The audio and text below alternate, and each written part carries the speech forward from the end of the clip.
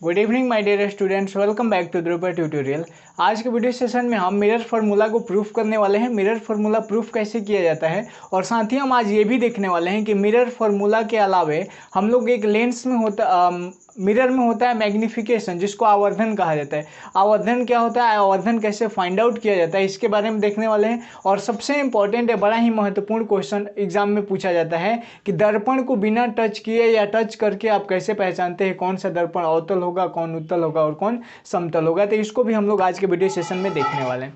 इससे पहले के वीडियोज भी बहुत सारे हम लोगों ने चैनल पर ऑलरेडी अपलोड कर रखा है। यदि आप उन सारे वीडियोज को नहीं देखे हैं तो आप इसी वीडियो के डिस्क्रिप्शन बॉक्स में जाएंगे, पार्ट वाइज सारे वीडियो का लिंक आपको मिल जाएगा, वहां से जाके चीज़ों को आप आसानी से देख सकते हैं। तो बिना टाइम वेस्ट के टॉपिक को स्टार्ट करते हैं। अगर आप चैनल को सब्सक्राइब नहीं किए हैं तो सबसे पहली बात कि आप चैनल को सब्सक्राइब कर दें और बेल आइकन को हिट कर दें, ताकि ऐसे ही एजुकेशनल और नॉलेजेबल वीडियो आपको हमेशा मिलता रहेगा। ठीक, तो स्टार्ट करते हैं हम लोग टॉपिक को। टॉपिक में हमें करना क्या है, पहले एक चीज आप ये जानिए कि दर्पण सूत्र होता क्या है।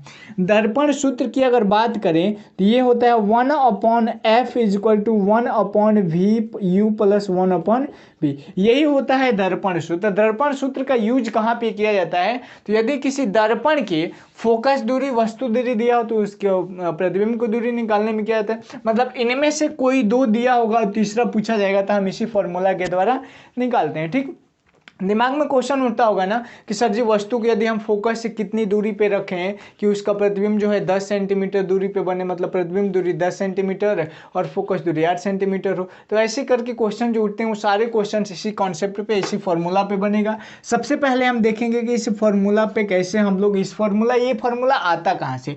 इसको देखने से पहले हम लोग देखते हैं, मान लेते हैं एक mm डैश एक अवतल दर्पण है, लिख दिया मैंने, माना mm डैश एक अवतल दर्पण है जिसका ध्रुव P, फोकस F तथा वक्रता केंद्र क्या है C। इतना चीज कर दिया मैंने। अब क्या किया यहाँ पे कि ये जो AB एक वस्तु है, ऑब्जेक्ट है, इसको मैंने वक्रता केंद्र और अनंत के बीच में रखा है। और ऐसा प्रतिबिंब जब वस्तु वक्रता केंद्र और अनंत के बीच में होता है तो उसका प्रतिबिंब ऐसे बनता है कुछ, यहाँ पे प्रतिबिंब C और फोकस के बीच बनता है। अब इसी को हम लोग ड्राइव करने वाले। देखो सबसे पहला चीज आप ये करोगे कि यहाँ पे ये जो त्रिभुज बन रहा है, एक ये वाला त्रिभुज और एक ये वाला त्रिभुज, इन दोनों त्रिभुज को आप समरूप दिखा दो। उसके बाद ये वाला त्रिभुज और ये वाले त्रिभुज को समरूप दिखा दो, बाकी सारा चीज हो गया। अब समरूप क्या है, समरूप एक चीज है, देख लो, समरूप त्रिभुजों का होता है। जैसे त्रिभुज जब मैं आपको पढ़ाऊंगा तो त्रिभुजों का समरूपता सिखाऊंगा आपको। जैसे ये एक त्रिभुज हो गया और एक ये त्रिभुज हो गया, ठीक है। ये है ABC त्रिभुज और ये है त्रिभुज PQR।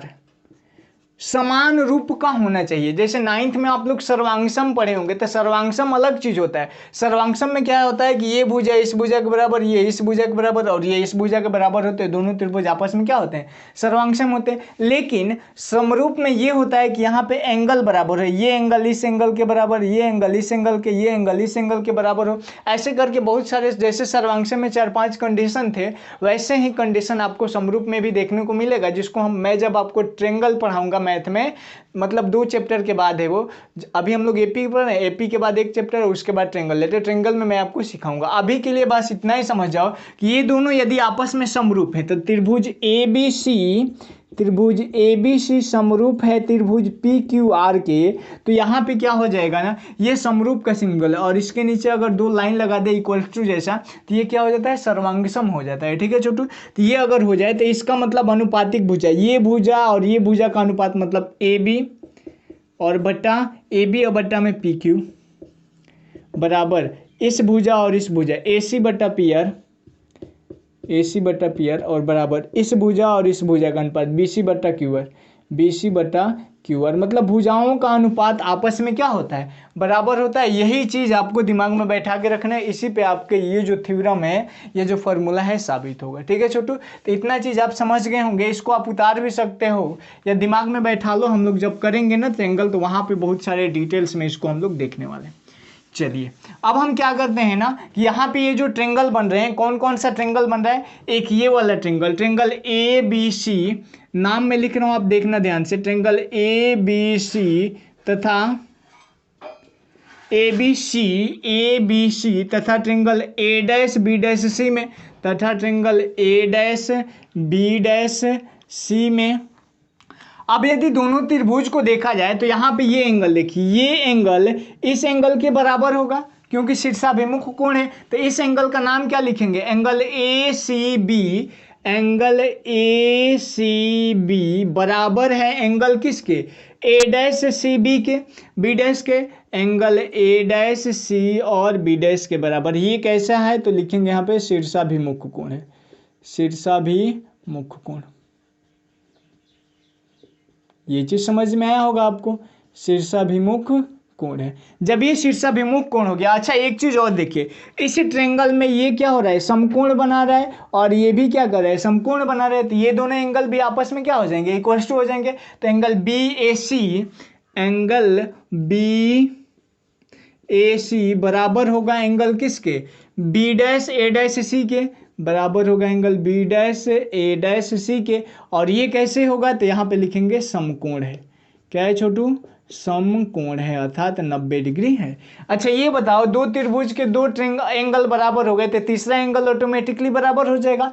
इस वजह से ये क्या हो जाएगा, ये जो त्रिभुज है, त्रिभुज ए बी सी सर्वांगसम हो जाएगा त्रिभुज ए डैश बी डैश सी के। ये कैसे हुआ तो ए मतलब 3 एंगल दिखाए ना हम लोगों ने, 2 तो लिख दिया, तीसरा भी बराबर हो जाएगा तो 2 ही लिखा जाता है वैसे, ठीक। तो आप देखो, अब इस त्रिभुज का ये वाला आप भुजा ले लो, मतलब ए बी, तो यहाँ पे हो जाएगा ए बी और बटा में इसका अनुपात कहाँ हो जाएगा, ए डैश बी डैश, तो यहाँ पे हो जाएगा a dash B dash. A b बटा ए डैश बी डैश बराबर हो जाएगा, इस एंगल को ले लो, इस भुजा को ए सी और बटा में इसका क्या हो जाएगा, ए डैश सी। इसको आप इक्वेशन फर्स्ट मान लीजिए। यहां तक में कोई दिक्कत नहीं होना चाहिए छोटू। अब देखो, अब क्या करोगे आप, अब इस ट्रायंगल को ले लो और इस ट्रायंगल के ले लो, ठीक। तो लिखेंगे अब त्रिभुज, इसका नाम क्या है तो a dash B dash F या एन क्यू एफ पहले लिख लो, ट्रायंगल एन क्यू एफ तथा त्रिभुज ए डैश बी डैश एफ में, त्रिभुज ए डैश बी डैश एफ में। डन। अब दोनों ट्रायंगल को आप कंपैरिजन कीजिए। कंपैरिजन क्या करना है, यह एंगल इस एंगल के बराबर होगा शीर्षाभिमुख कोण। तो इस एंगल का नाम क्या है, N F Q. Angle N F Q बराबर है एंगल किसके, बराबर है angle A dash F B dash के, बराबर है एंगल ए डैश एफ और बी डैश के। ये चीज समझ में है। ये कैसे है तो लिखेंगे यहाँ पे शीर्षाभिमुख कोण से है, शीर्षाभिमुख कोण। डन। अब देखो, जैसे उसमें सिद्ध किए थे ना, यहाँ भी 90 बनेगा और यहाँ भी 90 बनेगा।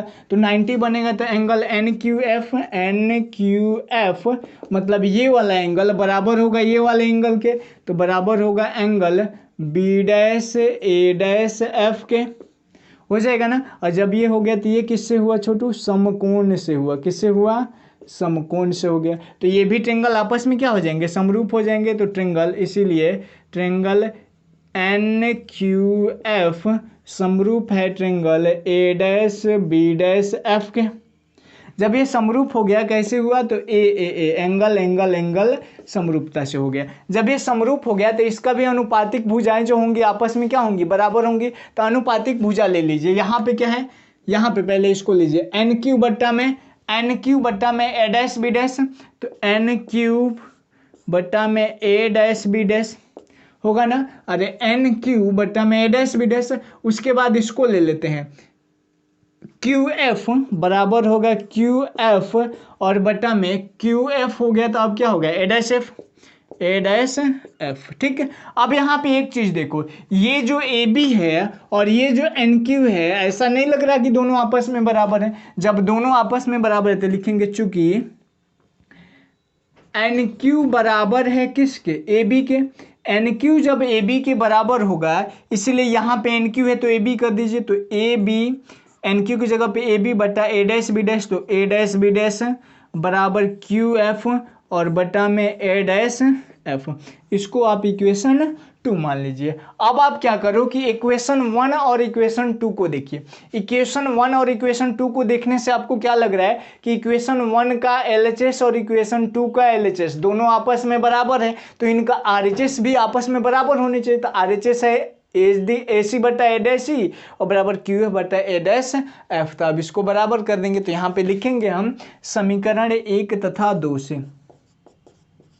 समीकरण 1 तथा 2 से, समीकरण 1 तथा 2 से क्या हो जाएगा, क्या हो जाएगा आप देख लो, यहाँ पे हम दिखाते हैं आपको।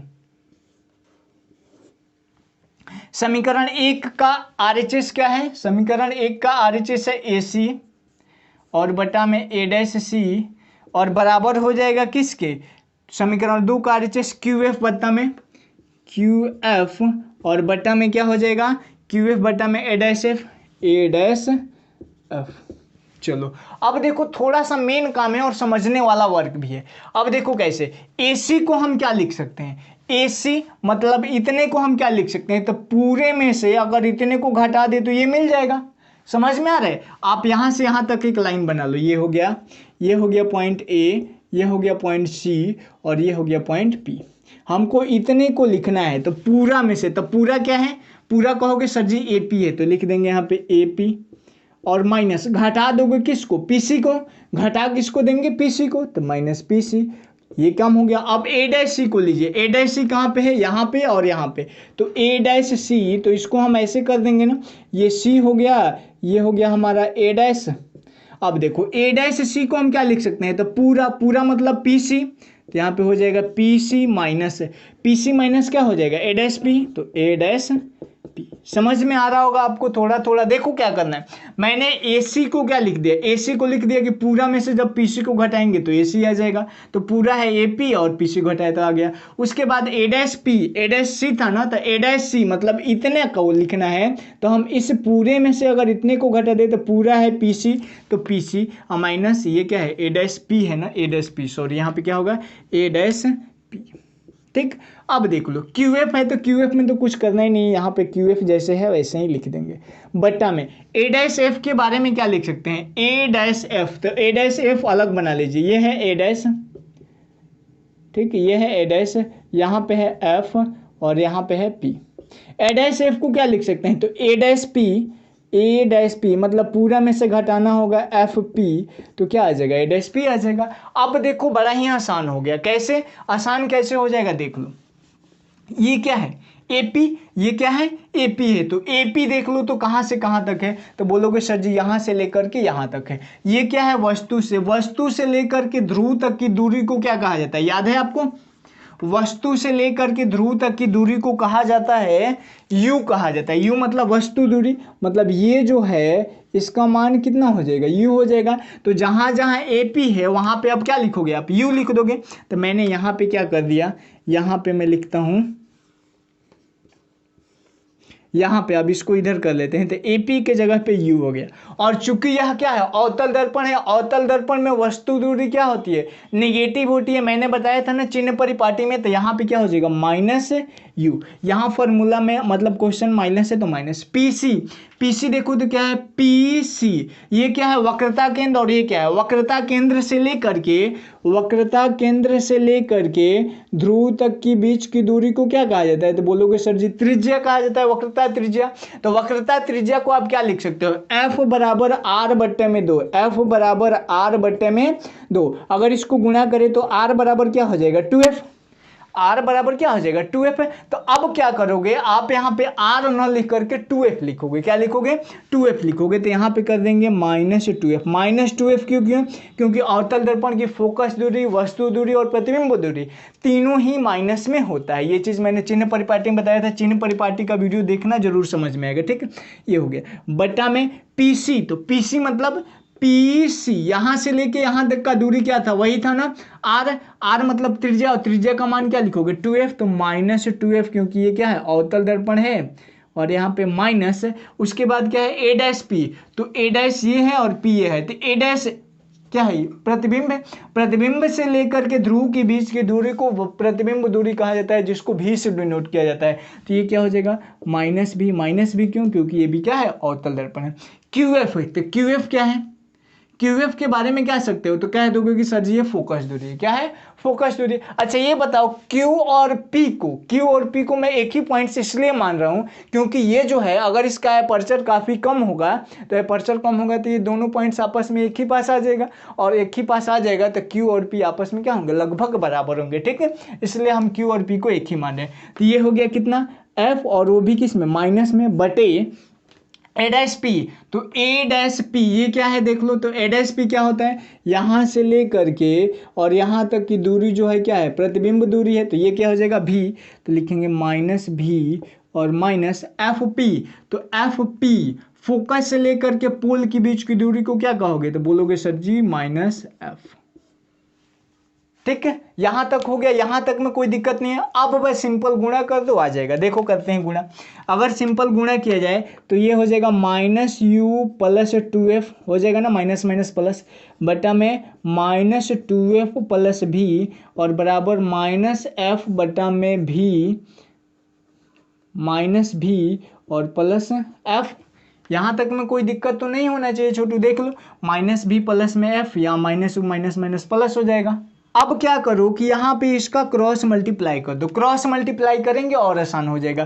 क्रॉस मल्टीप्लाई करने के लिए क्या करेंगे, यहाँ पे देख लो, जब हम इसमें माइनस यू प्लस 2f में मल्टीप्लाई करेंगे किससे, माइनस भी प्लस एफ से, और बराबर हो जाएगा माइनस 2f प्लस भी में मल्टीप्लाई करेंगे किससे, माइनस एफ से, माइनस एफ से मल्टीप्लाई करेंगे, कर दीजिए मल्टीप्लाई। ये देखो माइनस माइनस प्लस, यू में भू से गुणा तो यू भी, तो ये हो जाएगा यू भी, और यहाँ पे माइनस प्लस माइनस, यू में एफ से गुणा तो यू एफ, अब 2f से कीजिए तो माइनस 2f भी ये हो गया, और प्लस 2f का स्क्वायर, प्लस 2f का स्क्वायर बराबर माइनस माइनस प्लस, और 2 में f से तो 2f का स्क्वायर, और माइनस एफ भी है तो माइनस एफ भी। अब देखो ये प्लस 2f का स्क्वायर प्लस 2f का स्क्वायर इधर आएगा तो घट जाएगा, मतलब जीरो हो जाएगा, डायरेक्टली कटा दिया मैंने। अब क्या करना है, यहाँ पे देख लो, थोड़ा सा ध्यान से देखना है बड़ी, ये क्या है यू भी, तो लिखेंगे हम यहाँ पे यू भी, माइनस ये क्या है यू एफ, तो ले लिखते हैं हम लोग यू एफ। ये जो माइनस 2vf है उधर जाएगा तो क्या हो जाएगा, प्लस 2vf, प्लस 2vf में से एक vf जाएगा तो यहाँ पे क्या हो जाएगा, एक vf बचेगा, मतलब बराबर हो जाएगा किसके, एफ भी या vf, एफ भी। अब ये जो इक्वेशन प्राप्त हुआ, इस इक्वेशन में आप u v f से डिवाइड कर दोगे, आपका मिरर फॉर्मूला आ जाएगा। ठीक है, तो यहाँ पे लिखेंगे, यहाँ के बाद थर्ड स्टेप थोड़ा सा लॉन्ग है, लिखेंगे u v f से दोनों तरफ भाग करने पर, दोनों तरफ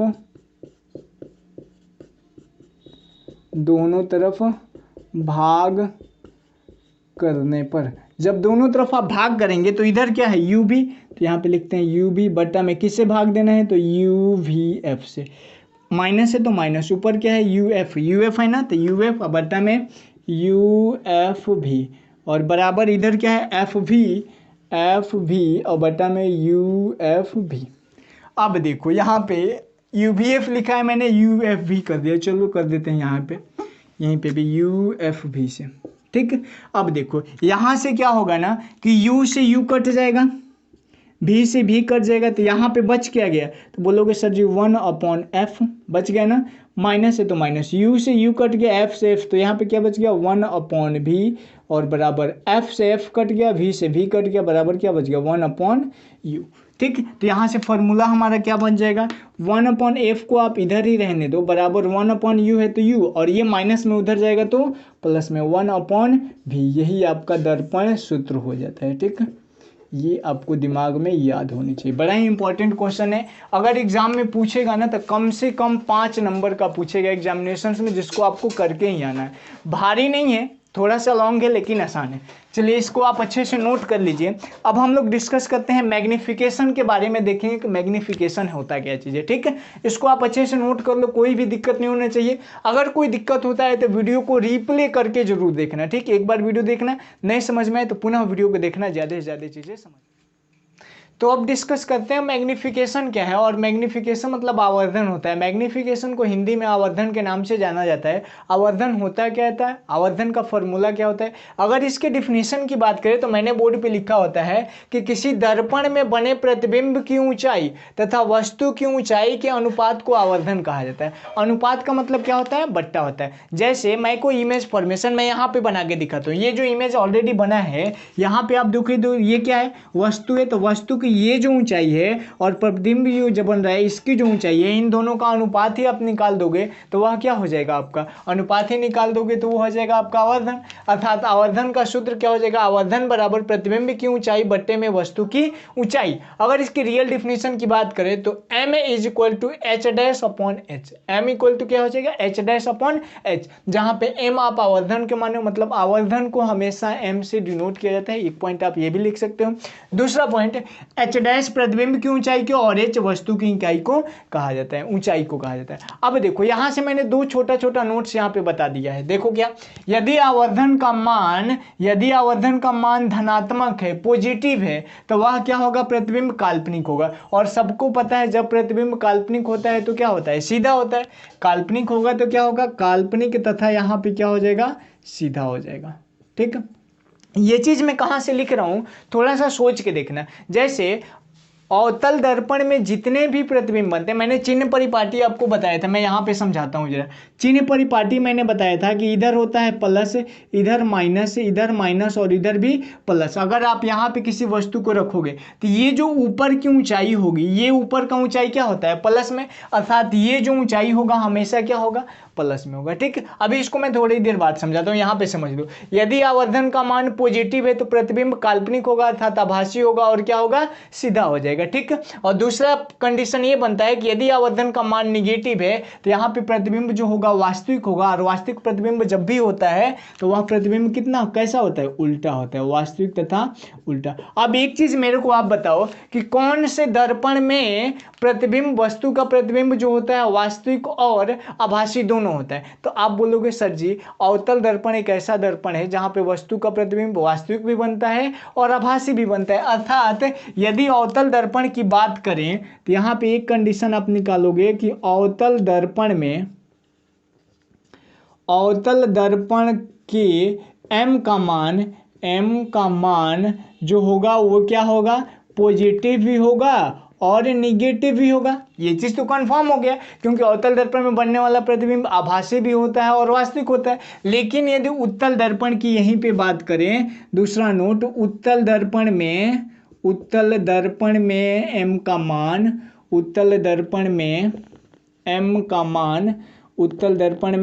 m का मान क्या होता है, हमेशा निगेटिव कह रहे हैं, सॉरी पॉजिटिव होता है। ठीक है, अब देखो कैसे होता है। अवतल दर्पण में जो आप प्रतिबिंब बनाते हो यदि वह वास्तविक प्रतिबिंब बना तो वास्तविक प्रतिबिंब बनेगा तो वो इमेज कहाँ बनेगा, नीचे बनेगा। अरे यहाँ पे देखो एक एग्जांपल देखें, यहाँ पे मैंने अवतल दर्पण एक लिया है। अवतल दर्पण में यदि इमेज को रखा है हमने ऊपर तो ये पॉजिटिव में है ना, लेकिन जैसे ही प्रतिबिंब नीचे बनेगा तो नीचे वाला क्या होता है, देखो तो चिन्ह परिपाटी में नीचे वाला क्या है, निगेटिव में है। इस वजह से अवतल दर्पण में यदि प्रतिबिंब जो होता है वो अब निगेटिव में आता है तो वास्तविक होता है और उल्टा होता है। देखो उल्टा भी बना है, ये एरो मार्क ऊपर की तरफ, एरो मार्क नीचे की तरफ। ज्यादा चीजें आपको समझ में तब आ गया जब आप उत्तल दर्पण का प्रतिबिंब आरेख को देखोगे। तो उत्तल दर्पण में प्रतिबिंब रखा जाता है कहाँ पे, यहाँ पे, लेकिन उसका प्रतिबिंब बनता, वस्तु यहाँ पे रखा जाता है, सॉरी वस्तु यहाँ पे रखते हैं, प्रतिबिंब इधर ही बनता है, मतलब ऊपर ही बन जाता है। तो ऊपर बनेगा तो ऊपर क्या हो जाएगा, पॉजिटिव। इस वजह से उत्तल दर्पण में m का मान हमेशा क्या होता है, पॉजिटिव होता है। तो ये छोटे छोटे पॉइंट्स है जिसको आप लोग दिमाग में बैठा के रखोगे, याद रखोगे। अब बड़ा इंपॉर्टेंट एक क्वेश्चन आता है, क्वेश्चन तो नहीं कहते, दिमाग में कौन जाता है कि आवर्धन का फॉर्मूला क्या होता है। तो आवर्धन का एक फॉर्मूला मैंने बता दिया, m बराबर एच डैश अपॉन एच, जहां पे m आवर्धन है, एच डैश प्रतिबिंब की ऊंचाई है और h क्या है, वस्तु की ऊंचाई है। लेकिन अगर इसका जनरल डिफिनेशन कहा जाए जिसमें vu कहा जाए तो vu के लिए हम लोग यहाँ पे देखो हमने क्या किया कि एक अवतल दर्पण को ले लिया। इस अवतल दर्पण का नाम मैंने कर दिया mm डैश। mm डैश एक अवतल दर्पण है जिसमें ab वस्तु को वक्रता केंद्र और अनंत के बीच में रखा गया और इसका प्रतिबिंब c और एफ के बीच में बन रहा है। यही चीज मैंने यहाँ पे लिखी है कि माना एम एम डैश एक अवतल दर्पण है जिसमें वस्तु ए बी को सी तथा अनंत के बीच रखने पर प्रतिबिंब ए डैश बी डैश सी तथा एफ के बीच बन रहा है। A dash B dash C तथा एफ के बीच बन रहा है। वस्तु दूरी को आप यू मानोगे, प्रतिबिंब दूरी को भी और फोकस दूरी को एफ मानोगे। इतना चीज करने के बाद आप क्या करोगे कि दो ट्रेंगल लोगे, ट्रेंगल ए बी पी तथा triangle A dash B dash P. A B P की अगर बात करें तो कहाँ पे है, तो बोलोगे सर जी यहाँ पे ए बी और ये पी, यही ट्रेंगल है ना, ये ट्रेंगल हो गया। और दूसरा अगर है a dash B dash p dash, तो ए डैश और यहाँ पे बी डैश और यहाँ पे पी डैश, ये ट्रेंगल हो गया। अगर इन दोनों ट्रेंगल की बात करें तो यह एंगल जो होगा इस एंगल के बराबर होगा, क्योंकि ये क्या हो जाएगा, एंगल आई, आने वाली किरण, ये परावर्तित होने वाली आर, एंगल आई और एंगल आर बराबर होता है परावर्तन के नियम से। तो यहाँ पे हम ये कर सकते हैं, इस एंगल का नाम क्या है, तो बोलोगे बी पी ए या ए पी बी। तो यहाँ पे मैंने लिखा है ए पी बी बराबर है a dash P B dash के, तो बराबर है a dash P B dash के। यहाँ तक तो समझ में। दूसरा अगर कहें तो यहाँ पे देखो छोटू 90 डिग्री का एंगल बन रहा है और यहाँ पे भी 90 डिग्री का एंगल बन रहा है, तो इसका नाम बी ए पी। तो एंगल बी ए पी बराबर होगा एंगल बी डैश ए डैश पी के, बराबर होगा एंगल बी डैश ए डैश पी के। क्यों ऐसा हो रहा है, क्योंकि यह क्या है, समकोण है। दो त्रिभुज के दो कोण बराबर हो गए, तीसरा ऑटोमेटिकली बराबर हो जाएगा। दैट्स वाई वो दोनों ट्रेंगल आपस में क्या हो जाएंगे, समरूप हो जाएंगे। तो यहाँ पे देखो समरूप हो गया। और जब समरूप हो गया तो यहाँ पे मैंने लिखा है ए बी। तो ए बी क्या है, इसमें लंब वाली भुजा, तो इसमें लंब वाली भुजा क्या है, ए डैश बी डैश। तो यहाँ पे लिख देंगे ए बी बटा में ए डैश बी डैश। दूसरा क्या है पी ए, तो पी ए क्या है, यहाँ से लेकर के यहाँ तक, मतलब आधार वाली भुजा, तो यहाँ से लेकर के यहाँ तक मतलब ए डैश पी। तो यहाँ पे कर दिए पी ए डैश, मतलब पी ए बटा में ए डैश। ए बी की अगर बात करें तो ए बी क्या है, वस्तु की ऊंचाई। वस्तु की ऊंचाई को आप क्या मानोगे, वस्तु की ऊंचाई को यहाँ पे आप एच माने हो, तो यहाँ पे मैंने लिख दिया एच। ए डैश बी डैश क्या है, प्रतिबिंब की ऊंचाई को आप एच डैश मानोगे, तो प्रतिबिंब की ऊंचाई एच डैश बराबर। पी ए की बात करें तो ध्रुव, ये क्या है, वस्तु, वस्तु से लेकर के ध्रुव तक के बीच की दूरी को क्या कहा जाता है, यू कहा जाता है। और ये कौन सा दर्पण है, अवतल दर्पण है। अवतल दर्पण में यू का मान क्या होता है, निगेटिव होता है। इस वजह से हम यहाँ पे क्या करेंगे, माइनस यू कर देंगे। पी ए डैश, तो पी ए डैश क्या है, यहाँ पे देखो तुम पी ए डैश, तो ये क्या है, प्रतिबिंब दूरी, और प्रतिबिंब दूरी क्या होता है, भी। तो यहाँ पे भी कर दिया। अब हमने क्या किया, इसको ऊपर नीचे कर दिया, मतलब एच डैश ऊपर और एच नीचे था। एच डैश ऊपर जाएगा तो भी यू भी बदल जाएगा, मतलब एच डैश अपॉन एच बराबर माइनस भी upon you. H dash upon H को आप क्या कहते हो, तो बोलोगे सर जी एम। तो इस वजह से एम बराबर माइनस भी अपॉन यू, यह एक आवर्धन का बड़ा ही बेस्ट फॉर्मूला है जो काफ़ी यूज में आने वाला है। ठीक, तो ये आवर्धन से रिलेटेड, ये आवर्धन का एक्सप्रेशन हो गया, व्यंजक हो गया। लास्ट पॉइंट आवर्धन के बारे में देखो क्या है।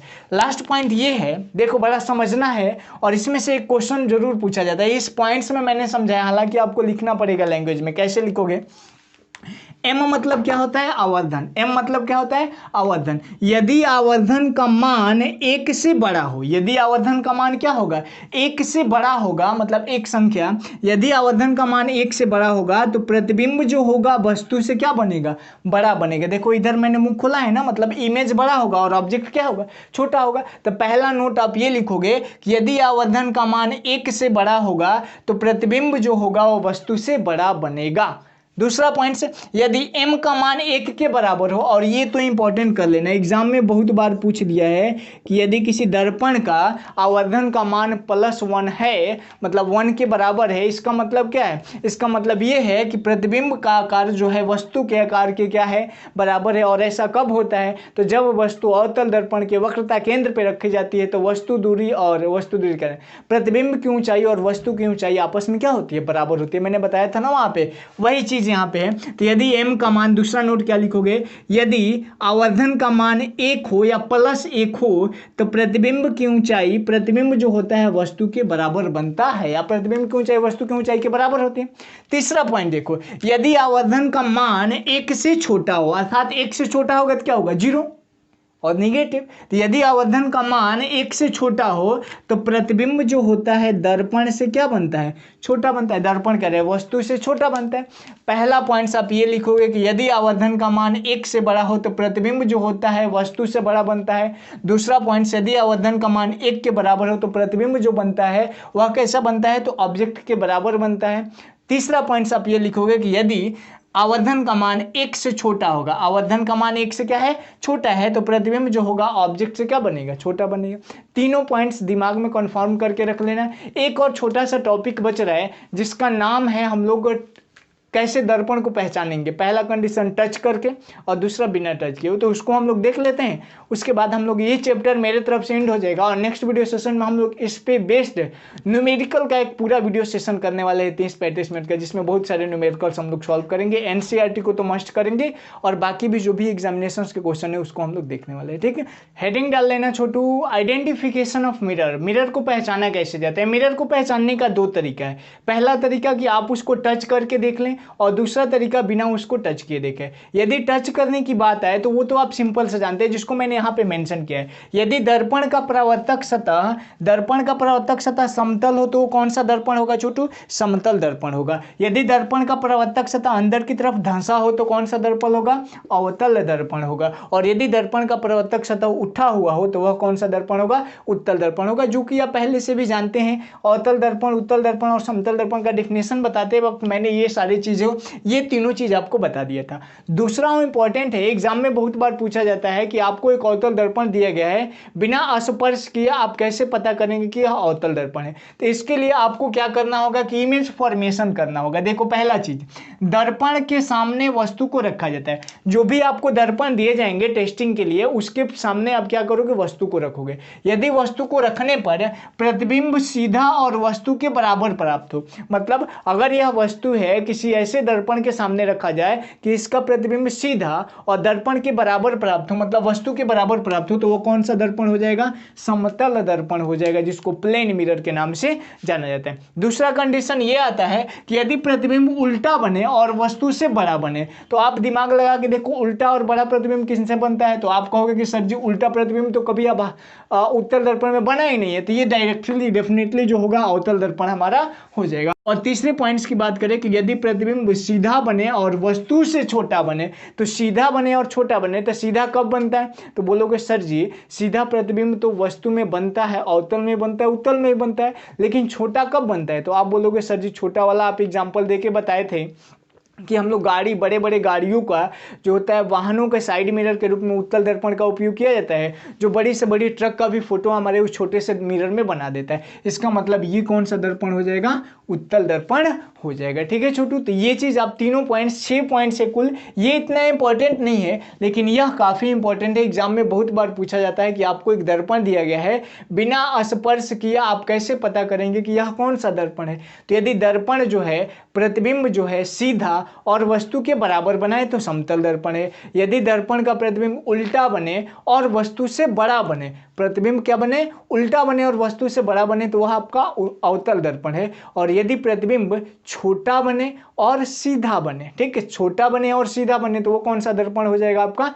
उत्तल दर्पण हो जाएगा। देखो छोटू, जितना भी थ्योरीज था वह थ्योरी मैंने रिफ्लेक्शन ऑफ लाइट जो चैप्टर है, इस रिफ्लेक्शन के थ्रू मैंने सारे थ्योरी को कवर कर दिया है। कल का वीडियो सेशन मिस नहीं करना है, क्योंकि ये जितना भी हम लोगों ने अभी डेरिवेशन देखा, इसके पहले देखा था F बराबर R/2, फिर 1/v + 1/u = 1/f, फिर देखा था m का 2 फार्मूला H' और -b/u। इन तीनों चारों फार्मूला से मिल करके जितने भी न्यूमेरिकल्स क्वेश्चन है उसको हम लोग नेक्स्ट वीडियो सेशन में करने वाले हैं, तो वो पूरा न्यूमेरिकल्स का होने वाला है।